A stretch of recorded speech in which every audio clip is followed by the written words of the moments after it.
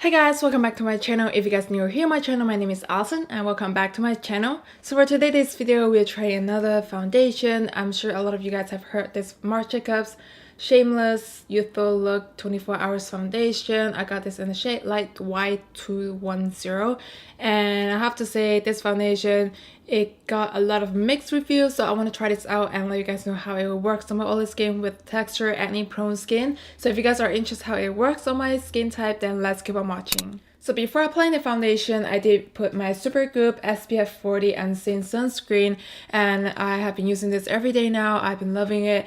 At first, I don't think I would like it because it does have that silicone finish. But after it dries down, I really like it. It dries down a little bit matte finish. It doesn't dry down siliconely finish. So I've been loving this. And as the base, I use two different primer. You guys know with oily skin and with me, I'm very picky with my base. So I've been using my Sisley Double Tensor Instant and Long-Term Serum. I'm not sure what is it called, and this is like the most expensive primer that I spent on, and I seriously do like it. I haven't find any dupe of this primer yet. I do heard a lot of people find a dupe on those. I try out and I still like the original better, so I will keep purchasing this. And for my T-zone area where I get very oily during the day, this is the Remove Stay Matte Mattifying Primer. This is like every day I use this, and if you guys watch my foundation review, you guys know I've been loving it and I'm almost out of it, and I already repurchased a new one. So this is like the most loved drugstore primer that I have been using for my oily skin. And underneath my eye, nothing new, I'm using my Becca Under Eye Brightening Corrector. This is like the salmon peach color, kind of correct my dark circle underneath my eye. Now let's get onto the foundation. So the packaging of the foundation, first, this is what the box looks like. It says Marc Jacobs Shameless Youthful-Look 24 Hours Foundation. I got this in the shade Light Y210, and this is what the packaging looks like on the inside. So on the inside packaging, it looks like a plastic bottle, very flat finish, and with the black silver cap. It looks very luxurious and easy to travel. And the reason why they don't do a bottle, I feel like because it is slim and it's just easy to put it in your travel bag. So now get on the details of the foundation. I'm looking at the sephorawebsite.com. So this is the Marc Jacobs Shameless Youthful-Look 24 Hours Foundation with SPF 25. It does come in 29 shades, which is, I feel like it's not enough for every skin tone out there, 29 shades. But nowadays, I feel like a lot of high brand foundation, they don't do a lot of shades on the foundation range. So this foundation on Sephora.com, it does have 4-star out of 5-star. It has 1,796 reviews. So this foundation, it claims to be medium coverage and skin type is for sensitive, normal, dry, combination, and oily. The finish is natural finish. It does have SPF 25. So this is an innovative, medium, beautiful foundation with 24 hours wear and first to market, flashback free, 25 SPF for a youthful look. It claims to be an oil-free, weightless foundation, provides beautiful medium coverage that blends seamlessly, and patent infinity milling process produce superfine pigment that result in the most natural looking self-setting finish. And also I forgot to mention this foundation, it retails for $46. It comes in 1.08 fluid ounce foundation in it, and usual typical foundation it's 1.0 fluid ounce. So now I'm gonna shake this foundation before applying. So this is what the consistency looks like. It doesn't drip down, it stays pretty solid on the texture. And now let's apply it to the skin. I'm gonna do this side of my face first. I'm hoping the color it matches my skin tone, because now that I get a lot tanner because summer is here and when you're driving you can really avoid the sun. So I'm gonna use my Morphe sponge to blend this out.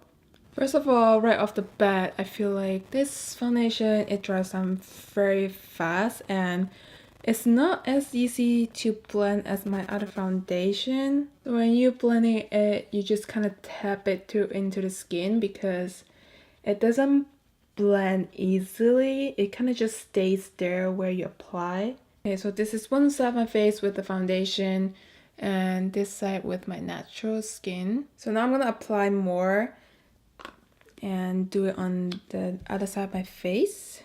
So before I'm doing this review, I already tried this foundation once behind the camera, and same thing happened. At first I thought my skin texture is really bad, so I did some skincare, taking care of myself in a week for my face. But now that the foundation is doing the same thing, so what it does, the foundation, it doesn't smooth out very nicely when you blend into your skin.